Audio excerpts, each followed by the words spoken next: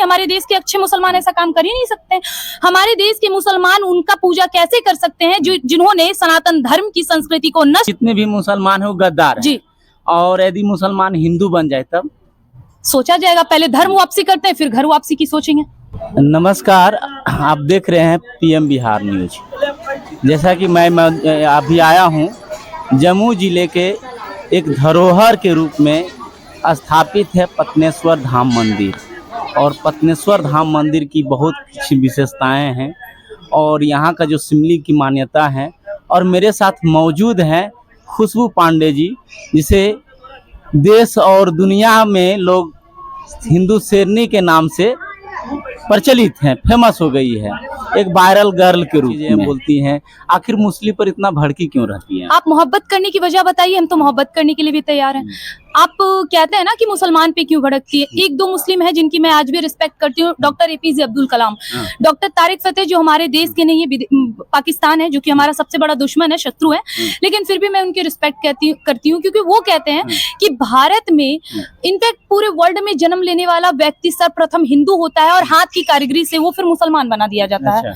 अल्लाह को पूछते हैं आप, तो पूजिए, जाइए अल्लाह की मस्जिद को पूजिए ना। तो फिर आप जिसने हमारे देश को तोड़ा, हमारे देश की मंदिरों को तोड़ा और हमारी मूर्तियों को तोड़ा, आप उसका मस्जिद बना के क्यों करते हैं? ये खिलजी, ये बख्तियार, ये क्या और कौन कौन है, उन लोगों की मस्जिद बना के क्यों पूछते हैं और हम लोग उनका आदर क्यों करें?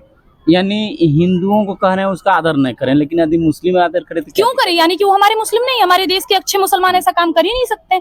हमारे देश के मुसलमान उनका पूजा कैसे कर सकते हैं जो जिन्होंने सनातन धर्म की संस्कृति को नष्ट किया, जिन्होंने नालंदा विश्वविद्यालय जलाया, जिन्होंने हमारी मंदिरों को तोड़ा, जिन्होंने हमारी पुस्तकें जलाई, जिनकी वजह से 6-6 महीने तक हमारी पुस्तकें जलती रही थी, जिन्होंने हमारे देश की बड़े से बड़े धरोहर को तोड़ा।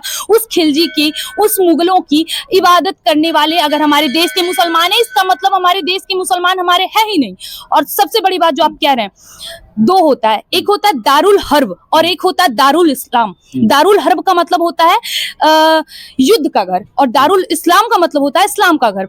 और इस चीज का विवेचना आज मैं नहीं कर रही हूँ। डॉक्टर भीमराव अंबेडकर जो संविधान के दाता है, उन्होंने बहुत पहले, आज से 77 साल पहले ये कह दिया था कि इस देश में मौजूदा मुसलमान कभी भारत के हो ही नहीं सकते, क्योंकि वो भारत को दारुल इस्लाम नहीं मानते हैं बल्कि दारुल हर्ब मानते हैं। इसका मतलब साफ है कि हमारे देश में मौजूद हर मुसलमान गद्दार है।